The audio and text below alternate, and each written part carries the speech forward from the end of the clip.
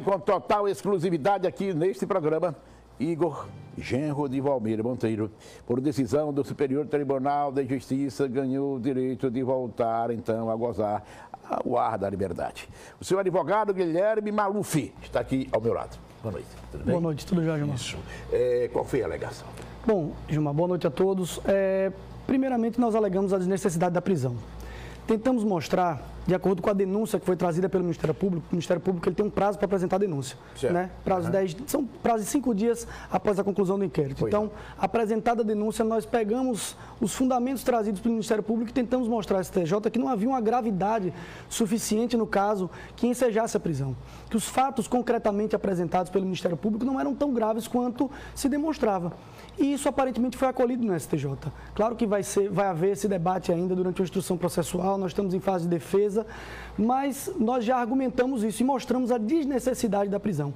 Porque a prisão, nesse momento, ela não visa punir, eventualmente, o réu pela prática de um crime. Na verdade, ela visa resguardar um interesse processual. E esse interesse processual, para se atingir esse interesse processual, não se fazia necessária a prisão. O Igor estava atrapalhando de alguma forma, estava coagindo testemunhas, estava atrapalhando, estava conversando com testemunhas? De forma alguma, inclusive, esse não foi o fundamento da prisão. A prisão, ela se fundamentou na suposta garantia da ordem pública por uma suposta gravidade do crime. E foi isso que nós mostramos ao STJ. Inclusive, Gilmar, quando da impetração, o relator originalmente ele negou, ele indeferiu a liminar, certo? E aí nós embargamos declaração, mostramos a situação concreta, mostramos que não havia uma gravidade suficiente para ensejar e para manter essa prisão, e foi aí que nós conseguimos a liberdade para o Igor. Igor ficou quanto tempo preso? Gilmar, eu não sei ele precisar, mas aproximadamente uns 20 a 30 dias. Ele estava preso em que delegacia aqui? Na 8ª Delegacia Metropolitana. Ele já está solto? Ele já está solto. Mas vai continuar respondendo, então... Sim, agora esse momento... A acusação que pesa contra ele. Isso, nesse momento ele foi notificado, o procedimento do tribunal prevê uma manifestação anteriormente ao recebimento da denúncia. Então, apresentada a denúncia pelo Ministério Público, ele é notificado para se manifestar. O tribunal vai deliberar aí sobre o recebimento ou não da denúncia e após ele vai ser citado para ir apresentar a sua defesa, caso seja recebida. Qual é a acusação que pesa contra ele? Hoje o Ministério Público traz na denúncia um crime de lavagem de dinheiro. Mas a defesa já se insurge contra esse crime porque os fundamentos que o Ministério Público traz são aparentemente de uma fraude de execução. O que nós vamos tentar demonstrar é que, primeiramente, ele tinha condições de adquirir os bens que não se tratava de uma lavagem de dinheiro. É isso que a defesa vai tentar demonstrar originalmente. E depois, nós vamos tentar demonstrar claramente que a imputação ministerial ela não possui correspondência com o que está sendo apresentado nos autos. Certo. Essa vai ser a defesa que nós vamos apresentar. Por que ele está solto e outros estão presos? Cada um tem uma situação processual. Então, a situação do prefeito é uma, a situação de outros réus é outra. Cada um, existe uma individualização das condutas. O Ministério Público sempre procede a uma individualização das condutas. Ele procura buscar, ele deve demonstrar, por força do Código de Processo Penal, o que cada um praticou. E cada situação é diferente. Então, cada um tem uma análise individualizada. Certo. Em algum momento o Igor chegou a dizer para o senhor que tinha pensado até em tirar a própria vida, amargurado, angustiado, dentro da delegacia? Não, em momento algum. O Igor sempre se mostrou muito esperançoso, acreditando sim que seus atos foram corretos, que não havia nenhuma irregularidade, se sentia injustiçado, obviamente, por estar preso, mas que sempre muito tranquilo, nunca mostrou qualquer depressão ou indignação, apenas o sofrimento de estar segregado, que qualquer ser humano, né, que tenha a sua liberdade cerceada não vai, né, estar, vamos dizer assim, feliz. Né? Ele vai continuar respondendo ao processo? Sim, na verdade ele já foi notificado e nós estamos preparando a manifestação preliminar dele. Vai continuar respondendo ao processo, caso o tribunal receba ou não a denúncia quando for designada a sessão para isso. Entendido. Ele passou a usar a tornozeleira eletrônica?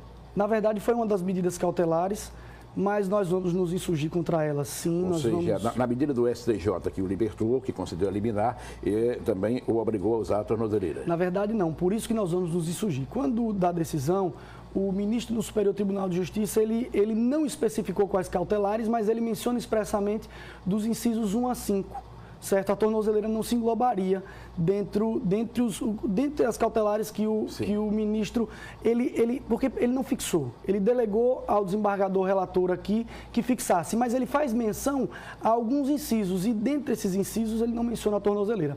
Outros réus que já foram soltos em situação análoga também não têm tornozeleira.